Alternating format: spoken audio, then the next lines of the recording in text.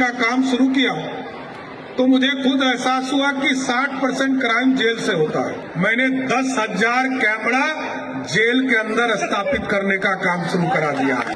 Mafia, कोई जमीन mafia हो, बालू माफिया हो या शराब माफिया हो, उसको हर हालत में बेऊर के अंदर ही रहना होगा, बाहर उसके लिए कोई स्थान नहीं है। कोई गांव में बैंक नहीं चला सकता है जब तक आरबीआई का लाइसेंस नहीं है।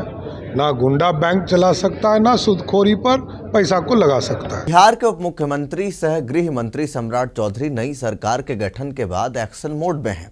एक तरफ वे अपराध और अतिक्रमण पर बुलडोजर चलवा रहे हैं, तो दूसरी तरफ राजधानी पटना सहित पूरे राज्य को हाईटेक बनाने की दिशा में बड़े कदम उठा रहे हैं। एआई आधारित कैमरों के नजर में अब कोई गलत व्यक्ति भी नहीं बच पाएगा।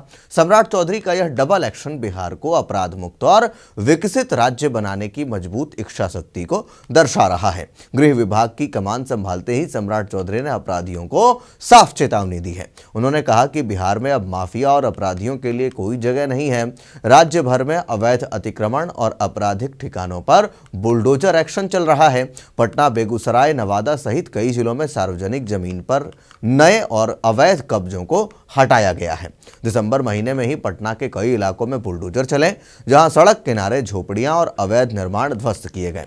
सम्राट ने अधिकारियों को निर्देश दिया कि कोर्ट के आदेश पर अपराधियों की संपत्ति जब्त की जाए और उन पर सख्त कार्रवाई हो। इस एक्शन की वजह से विपक्ष ने इसे बुलडोजर मॉडल करार दिया है, लेकिन सम्राट चौधरी ने स्पष्ट किया कि उनका नाम सम्राट चौधरी है, बुलडोजर नहीं। यह कार्रवाई कानून के दायरे में हो रही है और सार्वजनिक संपत्ति को मुक्त कराने के लिए यह जरूरी भी है।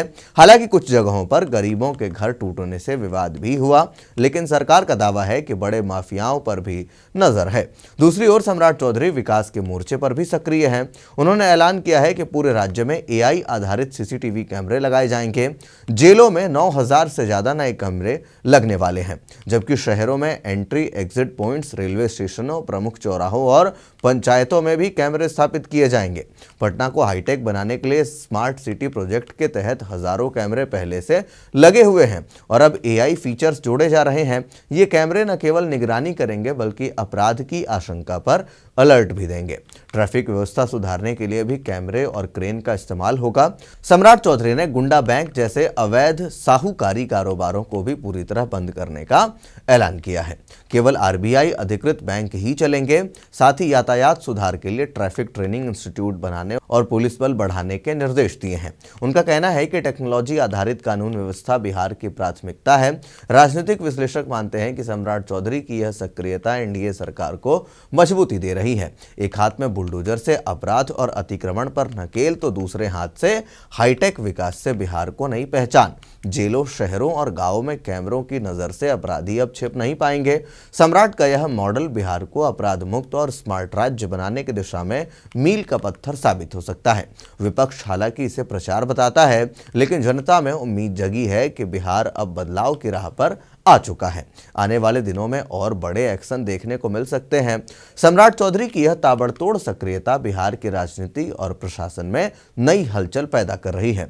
तो कई साल के बाद नीतीश कुमार ने गृह मंत्रालय का पद छोड़ा और जब से वो सम्राट चौधरी के पाले में गई है, तब से सम्राट चौधरी लगातार ताबड़तोड़ फैसले ले रहे हैं।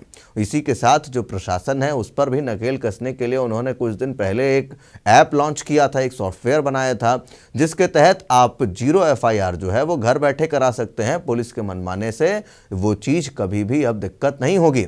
और इसी तरीके से अब उन्होंने एआई फीचर्स वाले कैमरे इंस्टॉल कराने शुरू कर दिए हैं। इधर जो लोग ब्याज पर अवैध पैसा चलाते थे, जो सूदखोरी थी उसको भी खत्म कर दिया उन्होंने। तो इस तरीके की चीजें जो है वो अब लगातार चल रही हैं। इस पूरे विषय को लेकर के आप क्या कुछ सोचते हैं, कमेंट बॉक्स में अपनी राय लिख करके जरूर दें। तब तक के लिए दीजिए इजाजत। धन्यवाद।